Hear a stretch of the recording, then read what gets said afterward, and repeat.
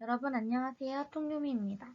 오늘은 세상을 교통정리하시는 메시아의 사역 그 두 번째, 유대 역사 측면으로서의 종교적 배경을 살펴볼게요.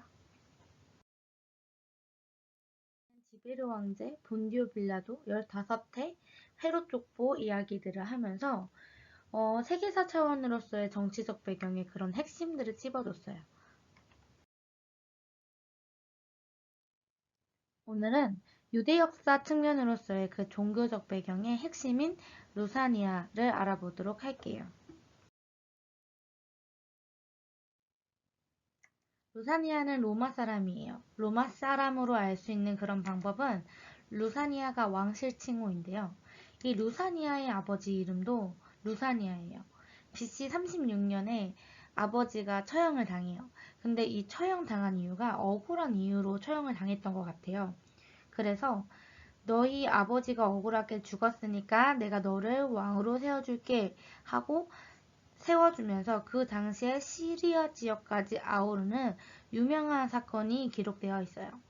그런데 성경 속에 나오는 이 루사니아는 루사니아 아버지 이야기가 아니라 루사니아 아들인 루사니아 이야기임을 알 수 있습니다. 이렇게 왕실 칭호로서 이때 당시가 어땠는지도 이 이름을 보고 알 수 있어요. 루사니아가 아빌레네의 분봉왕으로 세워졌을 때는 동시다발적으로 여러 사건이 터져요. 루사니아뿐만이 아니라 안나스랑 가야바 사건도 함께 터집니다. 안나스와 가야바가 대제사장으로 있을 때 빈들에서 사가랴의 아들 요한에게 임한지라 라는 말씀처럼 안나스와 가야바가 유대 역사 측면으로서 어떤 핵심인지를 또 살펴보도록 하겠습니다. 안나스를 알아볼게요. 안나스는 로마 황제 구레뇨로 인하여 AD 6년에 대제사장으로 임명이 됩니다. 그는 유대 사내들인 공의회의 의장이고 즉 국회의 의장이에요. AD 15년까지 9년 동안 대제사장으로 분직합니다. 그가 해임된 후 AD 15년에서 18년 동안에는 대제사장이 없는 혼란기가 옵니다. 이 혼란기 동안 치열한 정치적인 싸움이 있었고 파비 가문에서 종교 권력을 잡습니다.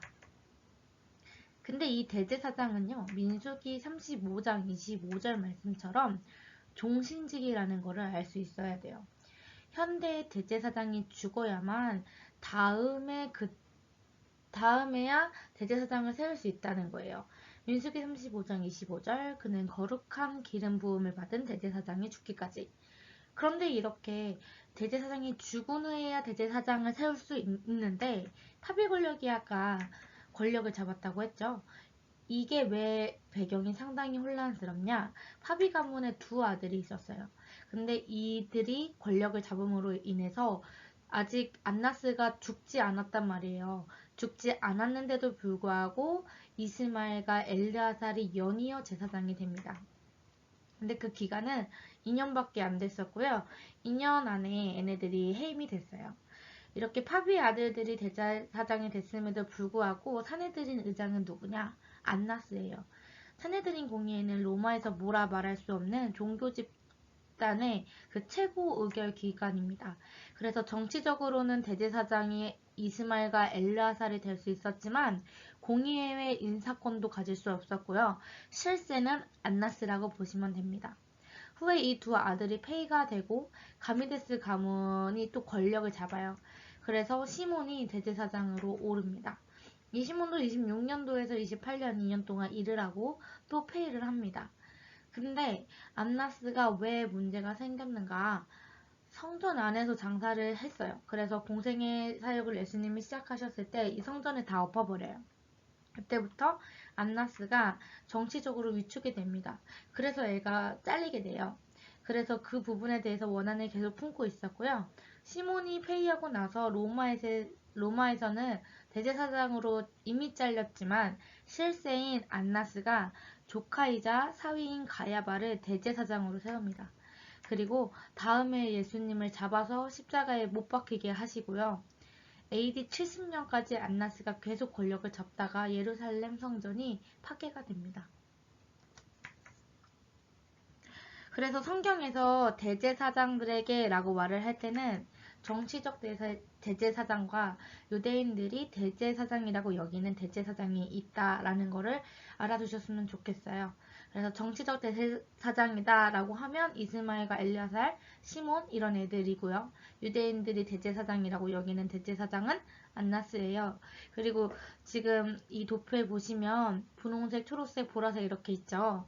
근데 이 흰색 부분들 있죠?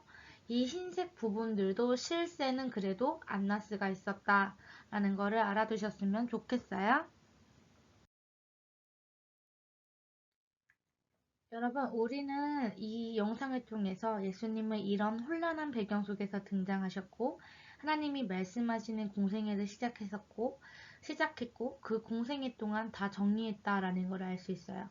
이렇게 예수님께서 십자가에 못 박히신 이런 사역이 끝난 후에 대제사장이 발판으로 삼는 성전들을 돌 위에 돌 하나 남지 않게 다 털어버리시겠다고 한 거예요. 왜냐하면 너무 혼란스러웠고 정치적으로 이해가 되지 않는 상황들이 많았잖아요.